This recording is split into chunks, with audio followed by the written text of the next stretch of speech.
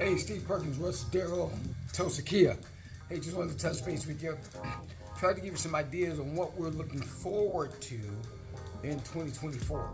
But before we move into the future, I just want to talk about this year. And, some of the accomplishments that we did this year, some big things.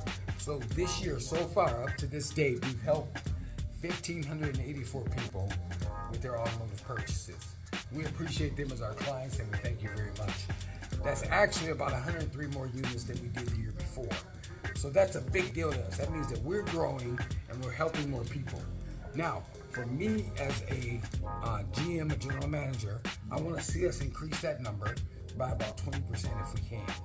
So if we can add additional people to the roles, saying that we were able to help them get into newer, nicer vehicles that help their families, that will greatly help my heart. Not only that, our team, we're going to grow our team this year as well. So right now we have 13 salespeople. We're going to get that up to about 16 to 18.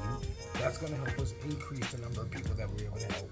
Our service department, which has grown by leaps and bounds, we're going to add additional staff there to try to make sure things are smooth and we can help you with your ownership experience and not just with your purchase. So for me, 2024 is just all about helping people.